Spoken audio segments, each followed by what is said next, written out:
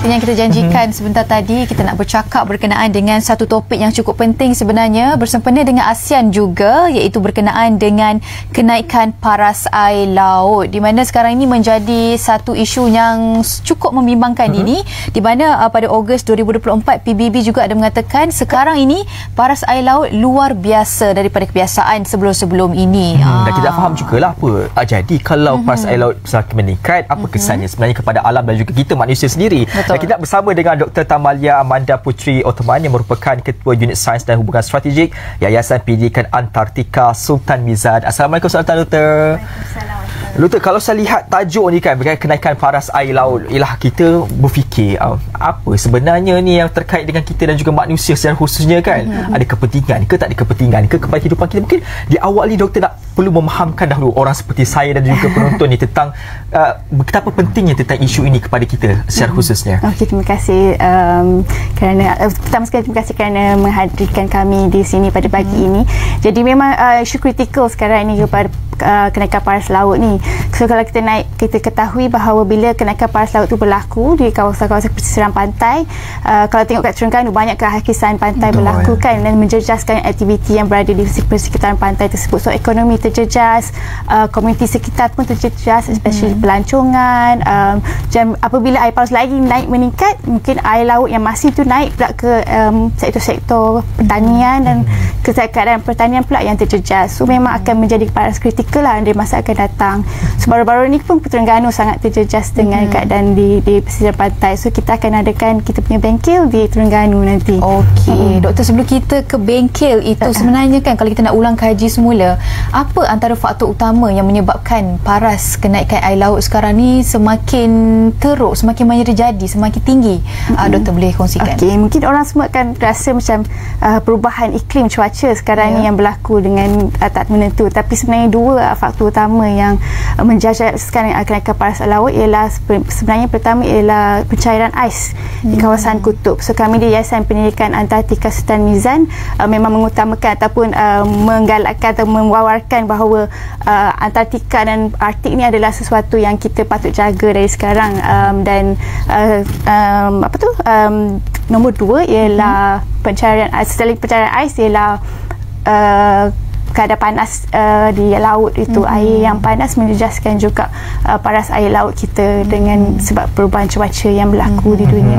Doktor, saya nak tanya juga sebab ini adalah tentang kejadian alam. Bolehkah kita menghindarkan kejadian alam ataupun mengekang kejadian alam ini daripada terus berlaku, Doktor? Okey, kalau kita tengok daripada dahulu dan sekarang sebab kita zaman industrialisasi, so kita tak boleh nak patah balik kepada keadaan yang lama. Jadi kita perlu mengekang dari sekarang. Kita memastikan kita kena war-war kat semua orang untuk save plastik ataupun electricity kita kena kurangkan supaya pemanasan global tu dikurangkan daripada sekarang.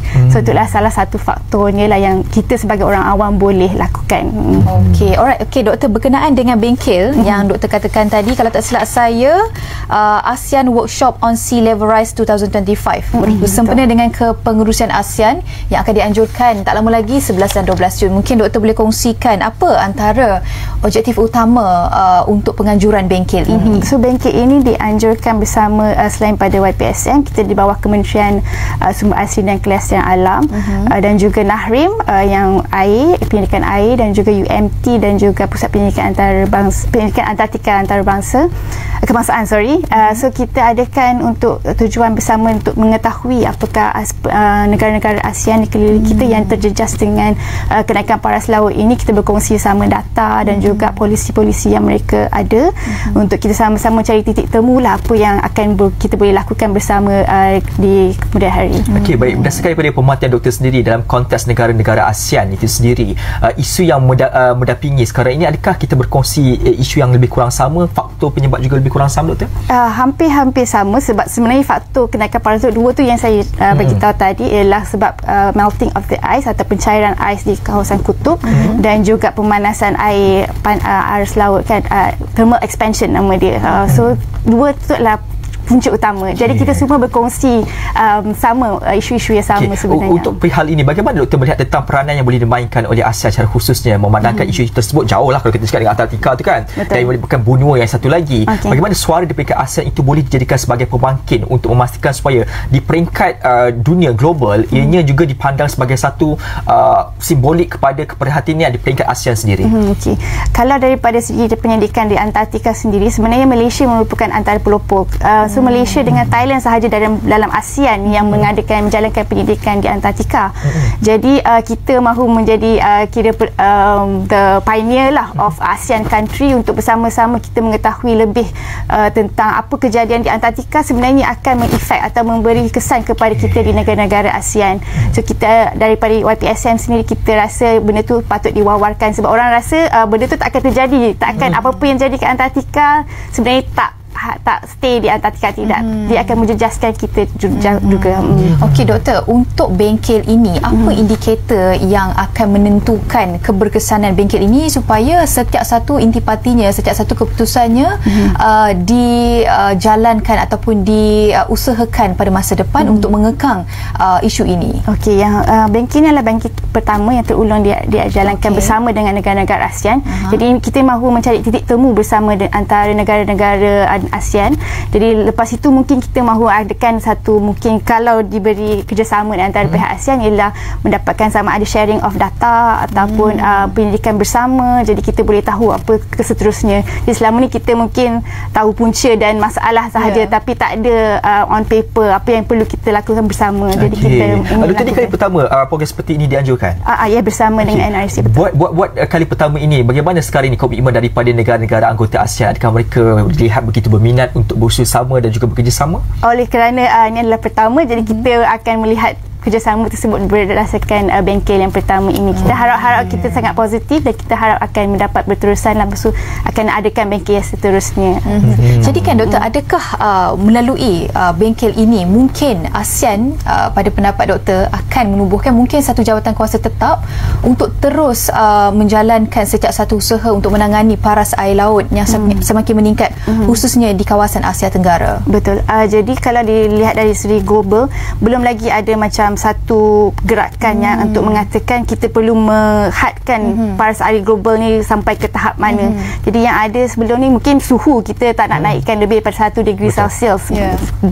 So daripada gerakan ini kita cubalah mungkin ASEAN, daripada kumpulan negara-negara ASEAN, boleh kita sama-sama menangani masalah tersebut untuk tahu paras mana yang kita perlu stop kenaikan paras laut tersebut. So kurangnya di peringkat Asia Tenggara ni ada usaha yang sedikit kritikal dan juga serius lah. Tapi sebenarnya tak terlambat pun untuk kita mengusahakan perkara ini. Mungkin ialah sekarang ni paras air laut dah semakin meningkat, tapi pada pendapat Doktor, adakah dah terlambat atau bagaimana? Nak kata terlambat tu belum lagi, tapi kita maksudnya it's ongoing. Perkara ni adalah ongoing. Kalau kita tengok daripada laporan, setiap tahun sebenarnya peningkatan paras laut tu akan meningkat. Walaupun nampak macam nilai dia 0.3 cm sahaja, tapi sebenarnya kalau dah kita tak kawal sampai dari sekarang, akan jadi peningkatan air laut tu mungkin akan jadi 1 meter kalau menurut laporan IPCC tersebut. Dari tahun 2100 akan meningkat sampai 1 meter kalau semua ais mencair. So itu akan sangat menjejaskan kita punya ekonomi. Betul. Sebenarnya risau juga sebab banyak juga sebenarnya berita-berita yang memaparkan berkaitan tentang kebarangkalian badar-badar besar di dunia, khususnya di Asia Tenggara juga berkemungkinan boleh tenggelam sekiranya isu ini tidak dapat diselesaikan dengan baik. Dan satu lagi tentang isu ini, kerana ini adalah sebahagian daripada isu alam sekitar. Isu alam sekitar yang diperbincangkan di peringkat global tu banyak. Banyak telah pun diberi perhatian dan juga diberikan komitmen keuangan bagi khususnya bagi negara-negara membangun dan juga negara-negara maju. Mereka perlu menyalurkan sebahagian wang khusus untuk melindungi alam sekitar ini. Tetapi dalam konteks isu kenaikan paras air laut dilihat macam seolah-olah tidak disambut secara lebih menyeluruh dan besar. Bagaimana untuk berdepan dengan kepincangan pelbagai isu-isu alam sekitar yang lain, isu ini boleh diangkat bersama dengan isu-isu alam sekitar yang sekarang semakin runcing, Doktor? Mungkin kita start off daripada, kita akan mulakan daripada awareness dululah. Mungkin mereka yang tinggal di pesisir pantai pun tak pasti apa penyebab kenaikan paras air laut tersebut. Jadi kita akan, kalau kita daripada YPASM, kita akan buat awareness campaign kalau boleh bersama-sama, kalau siapa sekolah ke ataupun yang inginkan kami bersama untuk bersama-sama menganjurkan ataupun untuk membukakan to make known lah awareness campaign kepada all the students ke ataupun kawasan-kawasan community di pesisir pantai. Kita pun akan lakukan tersebut. We are always open for any collaboration with others lah. Jadi pada peringkat ketika ini, sebelum bengkel ini bermula, mungkin pada pihak doktor sendiri dan juga jawatan kuasa mungkin dah ada satu projek rentas sepadan yang mungkin telah pun dirancang, di draft pada peringkat awal. Mungkin ada, doktor? Untuk masa sekarang ni sebenarnya tiada lagi. Jadi bengkel ni adalah merupakan titik pertama kita untuk memulakan sesuatu. Jadi kita harapkan kita dapat bersama-sama dengan negara-negara ASEAN lain, sebab kami pasti negara ASEAN lain mempunyai their own policy and their own inisiatif masing-masing. Jadi kita nak bergabung dan macam menghasilkan sesuatu yang boleh kita sama-sama bersama untuk mengusahakan untuk penggunaan air. Doktor, soal pakar bidang dalam bidang ini, bagaimana doktor melihat kemandirian pakar bidang ni? Adakah semakin mendapat tempat dalam kalangan khususnya saja saintis barangkali, ataupun saya tak tahu pastilah termampu digunakan kalau bagi bidang ini? Bagaimana, doktor? Untuk maksudnya macam mana tu? Pakar bidang dalam khususnya berkaitan kalau di Malaysia, UMT merupakan universiti yang agak utama. So daripada segi nanti bengkel tersebut akan ada pakar-pakar daripada Universiti Malaysia Terengganu, daripada UKM juga, yang Universiti Malaya juga akan berkongsi apakah teknologi yang telah dilakukan oleh mereka untuk menangani masalah-masalah, macam dia akan buat tambatan. So kita pada hari kedua tu akan melawat kepada kawasan yang di mana UMT telah menjalankan mini eksperimen ataupun projek mereka di kawasan pesisir pantai. Itu lock dulu, doktor. Kita tahu lagi berkaitan tentang ini. Menarik minat saya sebenarnya. Satu perkara yang baru untuk saya sebenarnya. Kita nak bincang lagi semuanya selepas ini bersama dengan doktor. Kita nak berehat seketika.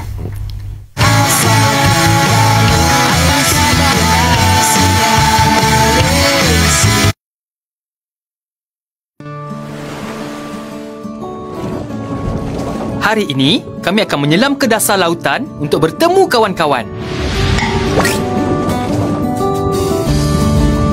Apa yang kamu cari? Kawan saya, si Penyu. Dia kata nak jumpa di sini. Maaflah, saya lambat. Si Penyu, kenapa kawasan ni senyap sunyi je? Dulu di sini memang taman permainan kami. Tapi sekarang dah berbeza. Berbeza? Kenapa? Kawan-kawan mungkin tak sedar, kami di dasar laut sedang diancam. Ramai keluarga kami diancam kepupusan. Tapi ada tempat yang masih boleh dijaga.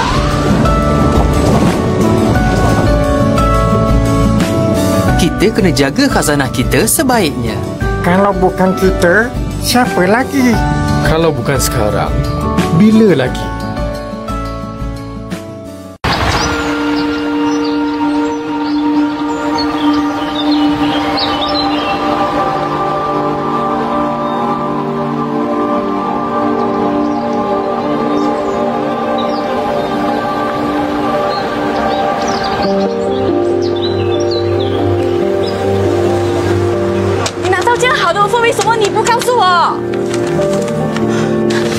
Bagi Julie terangkan.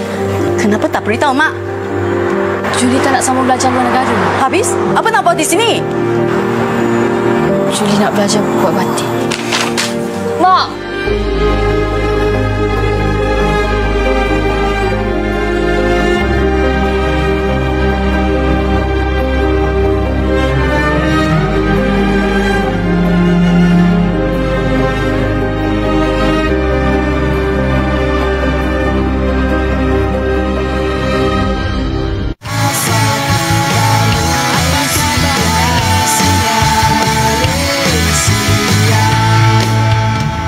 Tadi doktor ada menyebut berkaitan tentang projek yang telah pun dijalankan secara mini projek lah, saya kira, yang mungkin akan dikongsikan nanti ketika bengkel itu berlangsung. Nak tahu juga tentang projek itu. Satu perkara yang menarik sebenarnya bagi kita yang pertama kali mendengar satu bidang baharu sebenarnya yang boleh untuk diteroka, doktor. Okey, bidang yang tersebut diketuai oleh Dr. Effie, kalau tak silap nama beliau, di UMT. Jadi dia telah menjalankan projek-projek yang untuk membuat tempatan di UMT sendiri. So dari sebab UMT memang ada pesisiran pantai tersebut ialah kawasan ni, jadi diorang dah jalankan kajian tersebut dan akan kongsikan di dalam bengkel tersebut lah. Dapatan itu akan dikongsikan. Okay, untuk bengkel ini juga berapa 2 hari akan berlangsung. Dalam konteks tentatif harian itu apa yang akan diperbincangkan dan bagaimana proses itu akan dijalankan? Adakah secara ada meja bulat ataupun ada forum dengan wakil-wakil tertentu dan bagaimana sebenarnya? Okey, akan dijalankan forum dalam bentuk sharing session. Jadi ada terbagi pada 3 sesi. Sesi pertama ialah berbincang tentang punca paras air laut seperti saya mention tadi. Ada 2 punca jadi akan dibincangkan pada sesi pertama. Sesi kedua ialah akibat dia dan apakah proses mitigasi yang dijalankan setiap negara-negara ASEAN. Dan ketiga ialah inovasi, apa yang telah dijalankan inovasi daripada negara-negara ASEAN. Jadi kita daripada Malaysia akan diwakili oleh pihak UMT dan juga Nahrim yang akan berkongsi kajian-kajian mereka dan apa yang dilakukan untuk mencegah kenaikan paras laut tersebut. Baik, dan selepas bengkel ini sudah pastinya akan ada beberapa projek untuk melaksanakan misi ini. Mungkin doktor, pembiayaannya bagaimana pula? Okey, kalau kita berharap mungkin negara boleh, Malaysia lah terutama kementerian boleh menyokong diteruskan kegiatan-kegiatan untuk mencegah kenaikan paras laut ni. Tapi kami di Yayasan Pendidikan Antartika Sultan Mizan, kami beri dana untuk melakukan kajian di Antartika. So jadi dari situ kita boleh dapatkan data-data yang kenaikan paras, maksudnya pencairan ais di air glacier, apakah puncanya kepada Malaysia. Okay, sekarang saya tahu juga, maksud kita memang ada letakkan pekaji-pekaji kita di Antartika atau bagaimana, doktor? Kita memberi dana kepada penyelidik untuk menjalankan kajian di Antartika. Mereka setiap tahun akan ke Antartika pada musim panas di hujung tahun. Ya. Okey, menarik ni. Ini antara salah satu bagaimana kebijakan mereka ini mencari maklumat-maklumat dan menghasilkan juga kepada masyarakat secara khususnya. Okey, usaha ini tidak boleh terhenti terhadap bengkel semata-mata dan juga kerjasama dalam konteks penyidik semata-mata. Ia harus ada satu agenda yang lebih kuat, iaitu memberikan tamparan kepada pemimpin-pemimpin untuk melakukan perubahan. Sebab akhirnya mereka lah yang buat dasar kan, doktor kan? Bagaimana untuk bengkel kali ini doktor melihat tentang penglibatan daripada khususnya kepada kepimpinan-kepimpinan negara anggota ASEAN seperti kementerian, barangkali agensi-agensi kerajaan untuk sepatutnya libat urus sekali dengan apa yang telah pun dibincangkan dan akan dibincangkan ini, doktor? Betul. Jadi memang kita partisipan dalam bengkel ini, kita memang untuk kita invite orang mereka semua dan kita berharap kita akan hasilkan sesuatu yang melebih kita akan hasilkan buku untuk supaya diwar-war kepada semua dan ia akan menjadi dasar kita apakah next kita akan lakukan daripada hasil-hasil perbincangan di bengkel tersebut. Okey, itu di peringkat kerajaan dan juga orang kata di peringkat serantau di Asia Tenggara. Saya pasti perkara ini sebenarnya perlu dimulakan daripada pendidikan formal juga di sekolah. Kalau kita tengok sekarang ni kan, doktor, mungkin kurang ditekankan sebagai satu pendidikan formal. Kalau ada isu yang dibangkitkan tu mungkinlah tidak terlalu serius di peringkat sekolah sendiri. Jadi mungkin pada pendapat doktor, isu ini mungkin sebenarnya di peringkat sekolah perlu diwar-warkan dah kepada pelajar betapa seriusnya isu paras air lautnya semakin meningkat ini. Betul tu Hana. Jadi kita memang, sebab tu saya mention tadi, kita memang menggalakkan untuk kita hadir kepada ke sekolah-sekolah.